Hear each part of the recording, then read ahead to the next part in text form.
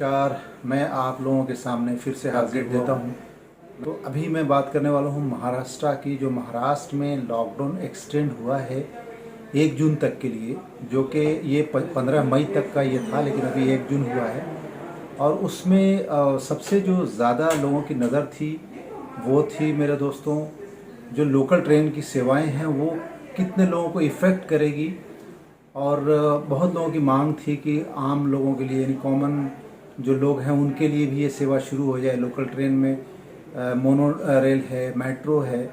लेकिन सरकार ने अपने पुराने जो कानून को कंटिन्यू रखा है। मीन्स कि उसके अंदर जो एसेंशियल सर्विसेज में लोग आते हैं, जैसे doctors, lab technician, paramedical and जो फिशर्स थे पहले, उनका भी थोड़ा कन्फ्यूजन था।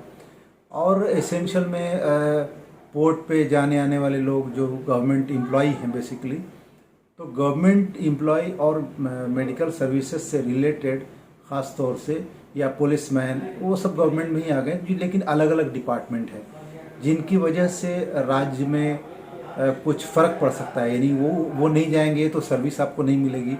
तो उस चीज़ों को मद्देनज़र रखते हुए महाराष्ट्र सरकार ने यही डिसीजन लिया कि संक्रमण ना और बढ़े और संक्रमित कोई लोग ना हो, इस वजह से।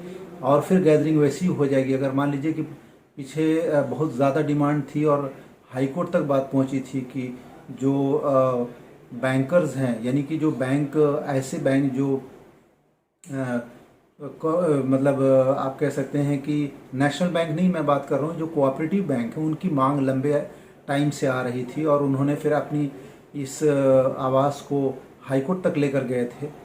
लेकिन मुंबई हाई कोर्ट ने भी फैसला यही सुनाया जो राज्य सरकार ने सुनाया था, और उस लॉकडाउन का ही पालन करना है उनको। तो उनको ये सेवा नहीं दी जा रही है।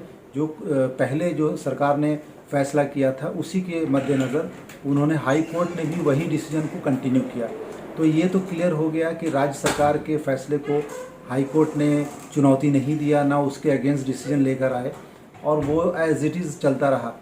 लेकिन अभी जो लॉकडाउन आगे एक्सटेंड हुआ, तो लोगों को ऐसी उम्मीद थी कि महाराष्ट्र सरकार, यानी माननीय श्री उद्धव ठाकरे और उनका मंत्रिमंडल कुछ नई खबर देगा, और जिससे कि जो कोऑपरेटिव बैंक जैसे प्राइवेट एम्प्लॉई हैं उनको कुछ राहत मिलेगी। क्योंकि जैसे कि आप जानते हैं, मुंबई का क्षेत्रफल बहुत लंबा है, समंदर के किनारे बसा हुआ मुंबई है। और अगर मैं बात करूं तो चर्चगेट से लेके विरार तक, और अब तो विरार से भी एक्सटेंड हो चुका है। दूसरी तरफ आप जाएंगे तो न्यू बॉम्बे, पूरा मतलब मुंबई पुणे हाईवे जो एक्सप्रेस वे है, लगभग वहाँ से लोग डेली सर्विस करते हैं मुंबई आने के लिए। आपको मैं बताता चलूँ कि तकरीबन, अच्छा, दूसरी तरफ अगर मैं बात करूँ, गुजरात कनेक्ट होता है, महाराष्ट्र का बॉर्डर 100 एंड समथिंग किलोमीटर से महाराष्ट्र ख़त्म होता है और गुजरात शुरू होता है, दमन एंड दीव शुरू होता है। तो ऐसे कई, दमन एंड दीव हो या गुजरात हो, या मैं कहूँ तो दूसरी तरफ महाराष्ट्र का जो दूसरा कोना है, वो इफ़ेक्ट करता है। तो ये डेली सर्विस के जो लोग, नियर अबाउट 150 किलोमीटर से लोग आते हैं, अपनी सर्विस जो सर्विस देते हैं मुंबई को, वो आते हैं। उन सबको लोकल ट्रेन बहुत ज़्यादा इफ़ेक्ट करती है, जिनकी लाइफलाइन बताई जाती है। ऐसे में सरकार ने इनको राहत नहीं दिया है, और अपने पुराने कानून के मुताबिक इन्होंने एज इट इज़ इसको कंटिन्यू रखा है। और इसमें कोई जो हाई कोर्ट है, मुंबई हाई कोर्ट, उसने भी कोई संक्षिप्त, मतलब कोई अपना इंटरफेरेंस नहीं दिया है। महाराष्ट्र सरकार को ओपन हैंड चलाने के लिए दिया है। और इसका नतीजा ये है दोस्तों कि अभी संक्रमित जो लोग थे उनकी रिकवरी रेशियो बहुत अच्छी हो रही है। न्यू केसेस में भी बहुत ज़्यादा कमी आई है। और ये सब पॉसिबल तभी हो रहा है जब गैदरिंग नहीं हो रही है। और गैदरिंग नहीं होने की वजह से इस चीज़ में बहुत रिकवरी हुई है। और रिकवरी होने से सरकार और लोग बहुत खुश हैं। और मुझे लगता नहीं कि अभी बहुत ज़्यादा ये एक्सटेंड करेगी महाराष्ट्र सरकार।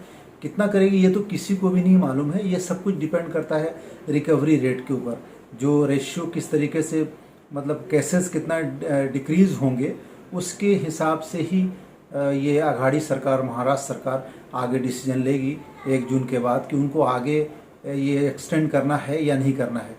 तो बने रहिए हमारे साथ और देखते रहिए हमें, हमारी रिपोर्ट के साथ, सबलाइन न्यूज़। जय हिंद, जय महाराष्ट्र। Thank you.